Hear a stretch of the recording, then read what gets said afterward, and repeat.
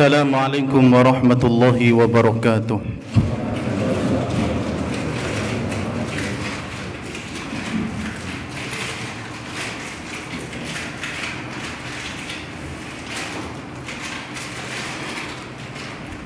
Innal hamdalillah nahmaduhu wa nasta'inuhu wa nastaghfiruh wa na'udzu billahi min shururi anfusina wa min sayyiati a'malina may yahdihillahu fala mudilla lahu wa man yudlil fala hadiya lahu ashhadu an la ilaha illallah wahdahu la sharika lahu wa ashhadu anna muhammadan abduhu wa rasuluh sallallahu alaihi wa ala alihi wa ashabihi wa man tabi'ahum bi ihsanin ila yaumiddin wa sallama tasliman katsira. Amma ba'du, jamaah kaum muslimin wal muslimat rahimani wa rahimakumullah. Alhamdulillah, kita bersyukur kepada Allah tabaraka wa taala. Pada kesempatan malam hari ini kita bisa kembali duduk bersama untuk melanjutkan kajian kita, kajian As-Sirah An-Nabawiyah, kajian yang terkait dengan kehidupan Nabi kita yang mulia, Nabi Muhammad sallallahu alaihi wa ala alihi wasallam, dan juga para sahabat-sahabatnya, yang mana sejarah Nabi merupakan sejarah yang banyak memiliki kandungan ilmu dan hikmah, yang mana sejarah ini pun tidak hanya orang Islam yang mempelajarinya, akan tetapi orang-orang kafir mereka pun juga mempelajarinya.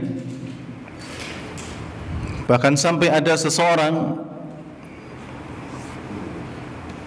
sejarawan dari Amerika yang dia menulis sebuah buku terkait dengan 100 orang yang paling berpengaruh di dunia. Maka kemudian dia menyebutkan nomor 1 adalah Nabi kita Muhammad sallallahu alaihi wa ala alihi wasallam. Dan dia mengatakan dalam bukunya itu bahwa Muhammad adalah orang yang paling sukses, baik dalam urusan dunianya ataupun dalam urusan akhiratnya. Ya, urusan dunia adalah seperti ketika dia menjadi pemimpin, katanya. Ketika dia juga menjadi pemimpin pasukan. Dan untuk akhirat adalah agamanya. Karena setelah wafatnya Muhammad, maka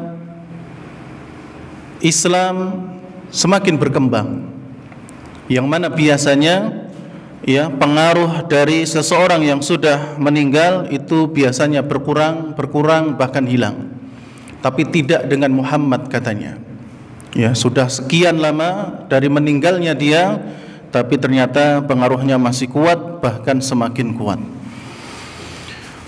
Jemaah yang dirahmati oleh Allah tabaraka wa taala, di kesempatan malam hari ini kita akan lanjutkan pembahasan dari Ma'satu Bi'ri Ma'unah, yakni tragedi atau peristiwa dari Sumur Ma'unah, yang mana pada peristiwa ini ada 70 sahabat yang mereka meninggal dan hanya selamat 2 orang dari mereka. 70 sahabat dikirim oleh Nabi SAW untuk berdakwah ke Najd, akan tetapi kemudian mereka dikhianati. Ya, mereka dibantai dan hanya tersisakan 2 orang. Dan kali ini kita akan bersama-sama mengambil pelajaran dari kisah tersebut. Dan di antara pelajaran yang dapat kita ambil adalah yang pertama, bahwa Abu Barra yang bernama asli Amir bin Malik adalah paman dari Amir bin At-Tufail. Ya, Abu Barra dia adalah yang meminta kepada Nabi SAW supaya mengirim para sahabat-sahabatnya untuk mengajari penduduk Najd.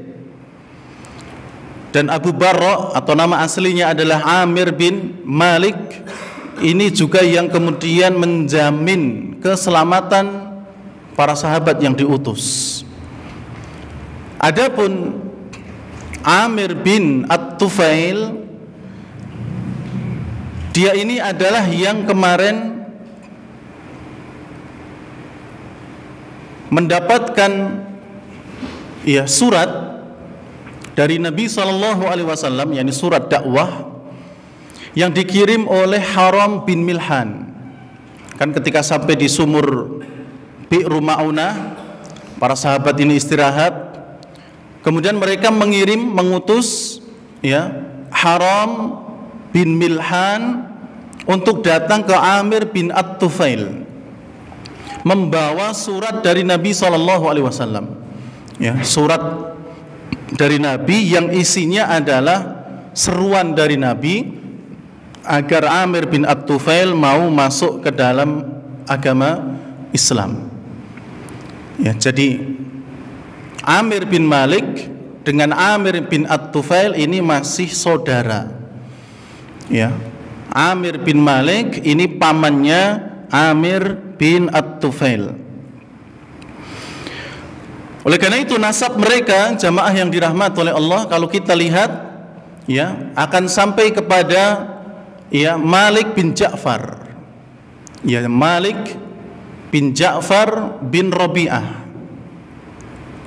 Kalau Amir bin Malik, Amir bin Malik bin Ja'far bin Rabi'ah. Kalau Amir bin Tufail, Amir bin At-Tufail bin Malik bin Ja'far bin Rabi'ah, bin Kilab dan seterusnya. Sehingga ketemu mereka ke satu nama, yaitu Malik bin Ja'far bin Rabi'ah. Malik bin Ja'far bin Kilab bin Rabi'ah, bin Kilab bin Rabi'ah. Ketemu ke mereka. Jadi ini masih saudara. Jamaah yang dirahmati oleh Allah Tabaraka wa Ta'ala, jadi sebelum Abu Barra Amir bin Malik ini mendatangi Nabi SAW untuk menawarkan suatu tawaran, sebenarnya sebelumnya sudah datang Amir bin At-Tufail. Amir bin At-Tufail dia sudah mendatangi Nabi SAW untuk menawarkan kerjasama, akan tetapi ditolak. Nanti kita akan sampaikan beberapa tawaran yang disampaikan oleh Amir bin At-Tufail.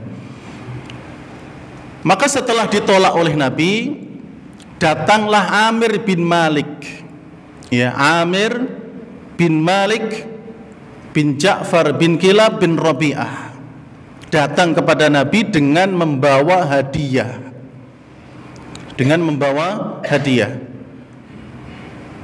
Maka ketika datang Amir bin Malik ini, Nabi pun menawarkan Islam kepadanya. Dia didakwai.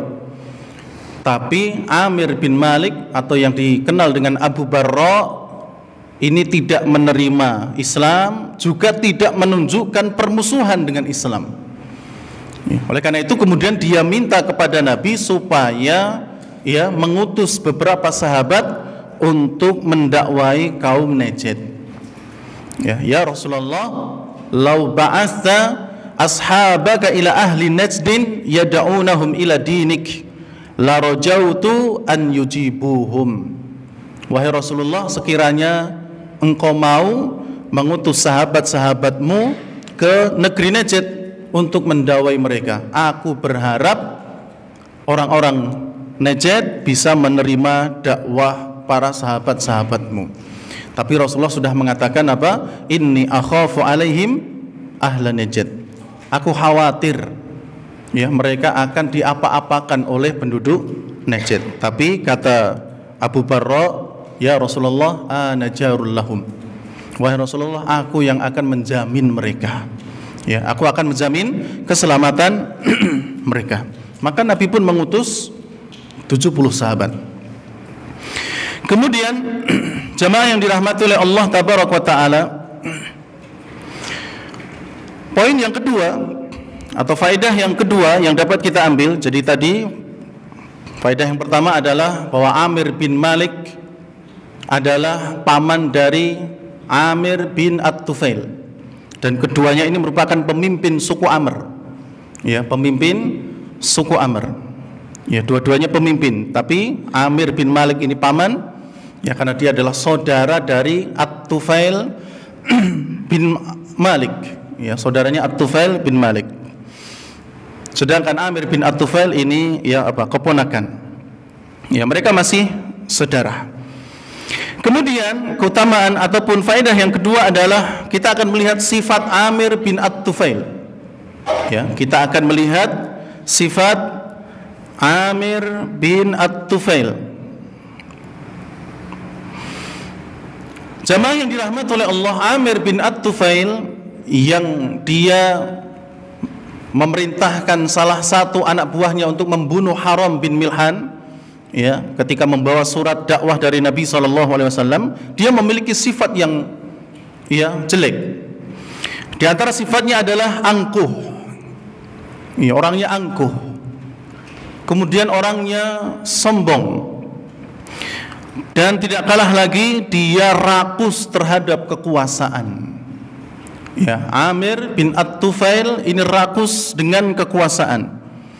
Oleh karena itu ketika dia datang kepada Nabi SAW sebelum datangnya sang paman ke Nabi, yaitu Amir bin Malik, Amir bin At-Tufail ini menawarkan 3 hal kepada Nabi SAW. Apa tawaran itu? Yang pertama, bagi-bagi wilayah. Ya, namanya juga rakus dengan kekuasaan, ya tidak jauh-jauh dari itu. Ya, bagi-bagi wilayah. Ya, mungkin ditawarkan nanti, wahai Muhammad, kalau kamu berkuasa, ya, kamu berkuasa di sebelah sini, aku berkuasa di sebelah sana. Ya, jadi bagi-bagi apa? Kekuasaan. Mungkin kalau sekarang bagi-bagi kursi. Ya, bagi-bagi kursi koalisi. Ya, sebagai bagi-bagi kursi. Ya. Dan Amir bin At-Tufail seperti ini. Ya. Kenapa dia bagi-bagi kekuasaan dengan Nabi kita Muhammad SAW? Karena Amir bin At-Tufail memiliki prediksi Muhammad ini dan umatnya nanti akan jaya. Bayangkan, Amir bin At-Tufail, yang mana dalam buku ini disebutkan dia adalah aduwullah. Dia ini musuhnya Allah dan Rasulnya. Ya, tapi dia punya prediksi bahwa ya umat Islam ini akan berkembang. Ya, umat Islam akan berkembang. Makanya dia negosiasi. Ya, bagi-bagi kursi, ingin mendapatkan kekuasaan, ya, bagi-bagi wilayah. Kemudian tawaran yang kedua menjadi pengganti Nabi kalau Nabi wafat. Bayangkan, tetap juga tidak jauh. Ya, bagi-bagi kekuasaan, tapi nanti kalau Nabi meninggal, saya yang ganti. Ya, ini tawaran yang kedua. Tawaran yang ketiga, jamaah yang dirahmati oleh Allah, kalau kamu tidak mau menerimanya wahai Muhammad, tawaran yang ketiga adalah aku akan siapkan pasukan untuk menyerangmu. Ya, berarti ya berantem, berperang. Ya, kalau dua itu salah satunya tidak dipenuhi, maka aku akan siapkan pasukan yang besar untuk melawanmu. Maka dari ketiga hal ini, jamaah yang dirahmati oleh Allah, Nabi pun menolak. Ya, semuanya ditolak oleh Nabi Shallallahu Alaihi Wasallam. Tidak ada satupun yang diterima oleh Nabi Shallallahu Alaihi Wasallam. Oleh karena itu, Amir bin At-Tufail, ya, dia pun pulang dalam keadaan, ya, marah, dalam keadaan sia-sia, ya, karena tawarannya dia tidak mendapatkan salah satunya. Oleh karena itu, 3 pilihan tadi itulah, atau salah satu dari 3 pilihan yang terakhir itulah yang akan dia tempuh, ya, menyiapkan pasukan untuk menyerang Nabi SAW dan juga kaum muslimin. Maka setelah itu kemudian tidak lama datanglah Amir bin Malik, ya, Amir bin Malik bin Ja'far bin Kilab bin Rabi'ah datang kepada Nabi dengan membawa hadiah dan menawarkan beberapa tawaran. Ketika didawai ternyata, ya, tidak menunjukkan kebencian, juga dia tidak masuk Islam, maka kemudian dia pun minta kepada Nabi agar dikirim, ya, para sahabat untuk mendakwai negeri Najd. Kemudian jamaah yang dirahmati oleh Allah, faedah yang ketiga atau pelajaran yang ketiga yang dapat kita ambil adalah perbedaan istilah qurra di zaman dahulu dan zaman sekarang. Ya, jadi kalau kita masih ingat 70 sahabat yang dikirim oleh Nabi SAW, mereka disebut dengan al-qurra, ya, al-qurra, para pembaca Al-Quran, ya, atau qori kalau sekarang kita mungkin, ya, karena qori ini penyebutan untuk satu orang, tapi kalau 3 lebih qurra, ya. Kalau kita mendengar qori, mungkin kita akan, ya, terbayangkan dia bacaannya, ya, bagus, nadanya indah, mungkin bisa sekali Al-Baqarah tanpa nafas, ya, mungkin, ya, karena kan banyak yang Al-Fatihah 1 kali nafas, ya, Al-Ikhlas 1 kali nafas plus Anas, Al-Falaq, kan gitu, ya. Jadi mungkin itu yang terniang-niang kalau kita mendengar qori. Padahal istilah qori zaman dahulu dengan zaman sekarang sangatlah jauh. Ya, qori zaman dahulu bukan hanya sekedar pintar membaca.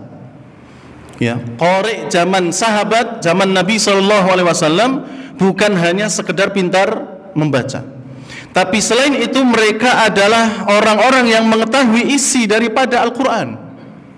Ya, jadi mengilmui Al-Quran. Ya, setelah mengilmui, mereka mengamalkannya, dan setelah mengamalkannya, mereka mendakwahkannya. Ya, ini qori atau qurra di zaman Nabi SAW. Maka yang dikirim itu bukan hanya sekedar pandai membaca Al-Quran, tapi tahu isi daripada Al-Quran, apa yang dibaca, tahu isinya, tahu maknanya, ya, tahu kebenarannya. Setelah itu kemudian mereka amalkan. Ya, makanya kalau kita lihat, ya, para sahabat yang dikirim oleh Nabi SAW ini, mereka adalah orang-orang yang luar biasa dalam beramal. Ya, mereka bekerja untuk mendapatkan uang, kemudian uang mereka gunakan untuk bersedekah. Mereka juga mendirikan sholat malam, ya. Mereka juga kemudian mengajarkan Al-Quran dan seterusnya. Jadi qori kalau zaman Nabi SAW itu bukan hanya sekedar pintar membaca atau nadanya bagus, bukan, ya. Akan tetapi, ya, mereka adalah orang-orang yang mengetahui isi Al-Quran, mengamalkannya, kemudian mendakwahkannya.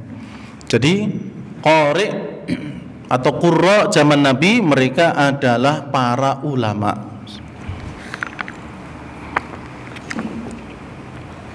Ya, mereka adalah para ulama. Kemudian jamaah yang dirahmati oleh Allah Tabaraka wa Ta'ala, pelajaran yang keempat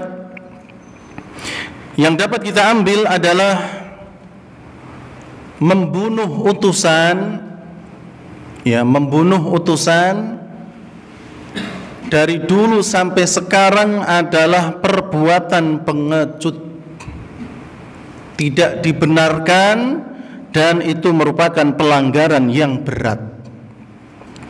Ya, membunuh utusan dari dulu sampai sekarang adalah perbuatan pengecut, tidak dibenarkan, kemudian perbuatan itu merupakan pelanggaran yang berat. Ya, jadi kalau ada utusan dari negeri lain datang ke negeri yang lainnya, kemudian mereka dibunuh misalnya, maka ini perbuatan yang tidak dibenarkan. Ya, ini perbuatan yang tidak dibenarkan. Dan ini diambil dari kisah Haram bin Milhan radhiyallahu ta'ala yang beliau diutus oleh sahabat-sahabatnya ketika sampai di sumur Ma'una untuk mendakwai Amir bin At-Tufail, membawa surat dari Nabi SAW. Ini utusan. Ya, ini utusan. Maka ketika dia dibunuh, maka ini adalah pelanggaran yang berat. Ya, ini tidak dibenarkan dari zaman dulu, ya, dari zaman dulu. Karena kalau kita kembali ke kisah, ya, ketika surat itu sampai ke Amir bin At-Tufail, ya, Amir bin At-Tufail tidak membuka sedikit pun surat itu. Ya, tidak dibuka sedikit pun. Yang mana kemudian Amir bin At-Tufail malah memberikan kode isyarat kepada salah satu orang dari anak buahnya untuk membunuh Haram bin Milhan dari belakang. Ya, dan ini sekali lagi adalah perbuatan pengecut. Ya, ini dilarang dan ini merupakan pelanggaran yang berat. Oleh karena itu dalam Islam pun demikian. Ya, sampai sekarang ini masih dijaga. Kalau ada utusan, ya, maka tidak boleh diganggu. Ya, kalau ada utusan, ya, tidak boleh dibunuh, diganggu hartanya, dirampas hartanya dan yang lainnya. Kemudian yang kelima, pelajaran yang dapat kita ambil dari tragedi sumur Ma'unah adalah yang membunuh Haram bin Milhan itu bernama Jabbar. Ya, namanya Jabbar.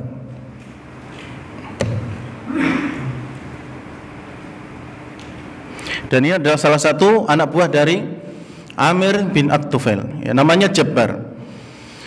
Ya, Jabbar ketika mendapatkan kode isyarat dari Amir bin At-Tufail, maka dia pun mengambil tombak kecil. Ya, tombak kan ada yang panjang, nah ini kecil. Ya, tombak kecil. Yang kemudian ditusukkan ke tubuhnya Haram bin Milhan radhiyallahu ta'ala. Ya, hirbah, tombak kecil ditusukkan. Saking tajamnya tombak tersebut, tusukan dari belakang, ya, itu tembus sampai ke dada depan. Ya, sampai tembus. Ya, tombak kecil ditusukkan dari belakang mungkin, ya, kemudian sampai ke dada, tembus. Maka ketika Haram bin Milhan radhiyallahu ta'ala melihat darah itu mengucur di tubuhnya, maka beliau kemudian mengusapkan darahnya ini ke seluruh tubuh, diusap, ya, sekalian. Ya, jadi ketika ditusuk mungkin tembus sampai dada dari belakang, kemudian keluar apa? Darah mengalir. Ya, maka kemudian diambil, kemudian diusapkan ke tubuhnya Haram bin Milhan. Dan itu dilakukan oleh Haram bin Milhan. Kemudian mengucapkan Allahu Akbar. Ya, dia berteriak mengucapkan Allahu Akbar. Fustu wa Rabbul Ka'bah. Fustu wa Rabbul Ka'bah. Demi Allah, aku telah sukses. Ya, jadi ketika ngerti darah mengucur, dia ditombak, dia mengucapkan Allahu Akbar. Fustu wa Rabbul Ka'bah. Demi Allah, aku telah sukses. Ya, aku telah sukses. Maka mendengar ini, Jabbar itu tercengang, heran. Ya, kok bisa-bisanya dia mengatakan aku beruntung, aku sukses. Padahal sesungguhnya yang sukses kan seharusnya aku, karena aku yang berhasil menusuk dia. Ya, dia akan mati, kenapa kok sukses? Wong dia juga akhirnya, ya, tidak berhasil mengislamkan Amir bin At-Tufail. Tapi kenapa dia malah mengatakan aku beruntung demi Allah, aku sukses demi Allah? Maka ini membuat Jabbar itu terheran-heran. Ya, terheran-heran. Oleh karena itu kemudian jamaah yang dirahmati oleh Allah, ya, dalam riwayat yang lain disebutkan beliau pun akhirnya bertanya kepada teman-temannya. Ya, bukan bertanya kepada para sahabat yang masih tersisa itu ketika nanti mengepung, bertanya kepada teman-temannya. Ya, aku tadi sudah membunuh Haram bin Milhan. Tapi kenapa dia mengatakan fustu? Ya, aku telah beruntung. Padahal sesungguhnya yang beruntung kan aku, karena aku berhasil membunuh dia. Dia tidak berhasil selamat minimal, atau juga tidak berhasil mengislamkan Amir bin At-Tufail. Kenapa dia mengatakan itu? Maka kemudian teman-temannya mengatakan dalam agama mereka, dalam Islam, orang yang seperti ini dikatakan syahid. Matinya itu mati syahid, dan mati syahid adalah sebuah kemuliaan. Makanya Haram bin Milhan itu mengatakan apa? Fustu wa rabbil Ka'bah, demi Allah aku telah beruntung. Oleh karena itu jamaah yang dirahmati oleh Allah tabaraka wa taala, pada akhirnya Jabbar beliau pun singkat cerita datang kepada Nabi SAW, kemudian menyatakan keislamannya. Ya, Jabbar radhiyallahu taala yang membunuh Haram bin Milhan akhirnya masuk Islam. Ya, tentu membunuhnya karena perintah dari Amir bin At-Tufail. Kemudian jamaah yang dirahmati oleh Allah tabaraka wa taala, Haram bin Milhan ini memiliki beberapa saudara dan juga saudari. Di antaranya adalah ini pelajaran yang keenam, ya, ini pelajaran yang keenam, bahwa Haram bin Milhan ini memiliki beberapa saudara dan saudari, dan mereka semuanya adalah sahabat dan sahabiah yang mulia. Pertama, bernama Ummu Haram. Ya, saudarinya ada yang bernama Ummu Haram. Ummu Haram ini dinikahi oleh sahabat yang mulia bernama Ubadah bin Samit. Ya, Ubadah bin Samit radhiyallahu taala anhum. Ya, Ummu Haram. Dan beliau Ummu Haram meninggal syahid di salah satu peperangan. Ya, di tengah laut ketika beliau menaiki kuda, ya, kemudian kudanya mungkin kaget atau bagaimana, kemudian melemparkan, ya, beliau terjatuh dari kuda tersebut. Ini dalam misi peperangan. Ya, Ummu Haram. Dan beliau ini pernah, ya, ditemui oleh Nabi SAW, kemudian melayani Nabi dengan baik, memberikan minum, memberikan makan, menyiapkan tempat dan seterusnya. Ya, jadi Ummu Haram ini termasuk saudaranya Haram bin Milhan, ya, Ummu Haram bintu Milhan. Kemudian ada saudaranya bernama Sulaim bin Milhan. Ya, nanti kalau menemui ada Milhan juga mungkin akan ditemui Malhan, ya. Milhan atau Malhan sama saja. Ya, Sulaim bin Milhan. Sulaim bin Milhan ini pernah ikut perang Badar, pernah ikut perang Uhud, dan kemudian beliau pun termasuk yang syahid di Bir Ma'unah. Ya, Sulaim bin Milhan, ya, ini juga syahid di Bir Ma'unah. Jadi ikut dalam tragedi itu, terbunuhnya, ya, 70 sahabat radhiyallahu taala, atau, ya, tragedi 70 sahabat di sana. Kemudian juga ada Ummu Sulaim bintu Milhan. Ummu Sulaim bintu Milhan, dan ini adalah ibu dari Anas bin Malik, sahabat Nabi yang mulia. Anas bin Malik, Ummu Sulaim, ya, yang pernah datang kepada Nabi SAW membawa Anas kecil, ya, untuk kemudian dijadikan sebagai pembantu Nabi SAW dalam urusan beliau. Jadi Haram bin Milhan ini keluarganya juga keluarga yang mulia. Yang selanjutnya jamaah yang dirahmati oleh Allah tabaraka wa taala, termasuk pelajaran yang dapat kita ambil yang ketujuh adalah salah satu yang terbunuh di tragedi Bi'r Ma'unah, yakni Sumur Ma'unah, adalah sahabat Nabi yang bernama Amir bin Fuhairah. Amir bin Fuhairah. Masih ada yang ingat Amir bin Fuhairah? Siapa beliau? Amir bin Fuhairah. Enggak ada yang ingat, Pak? Wes bablas ini. Apalagi ini udah lama nih. Amir bin Fuhairah kita kisahkan pada peristiwa hijrahnya Nabi SAW ke Madinah. Ketika beliau keluar dari Mekah, kemudian bersembunyi di gua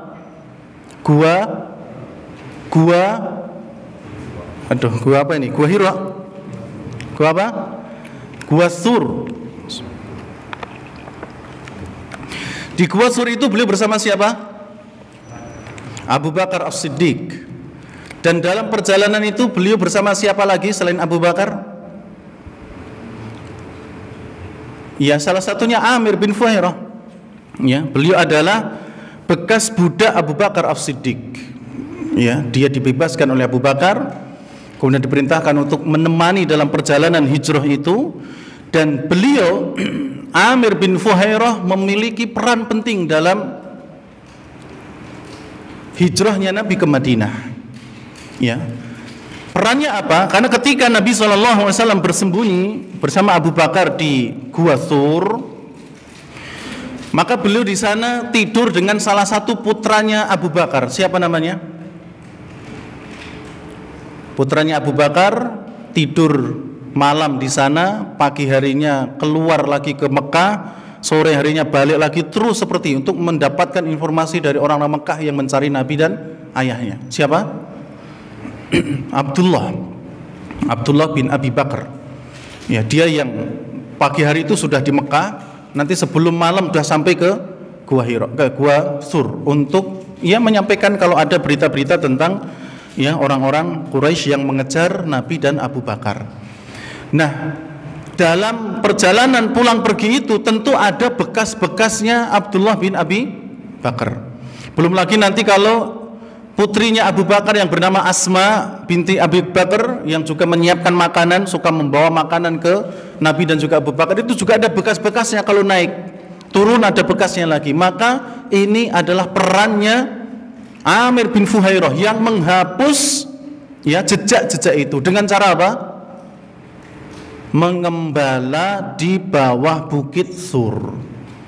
Ya, jadi ketika ada bekas-bekas kaki naik, bekas kaki turun, itu akan terhapus dengan adanya apa? Kambing-kambing yang banyak yang ada di situ. Selain itu, peran beliau adalah memberikan suplai minuman, dengan diperaskannya susu dari kambing itu kepada Nabi SAW dan juga Abu Bakar. Nah, beliau juga termasuk yang ikut dalam tragedi Sumur Ma'unah. Amir bin Fuhairah radhiyallahu ta'ala.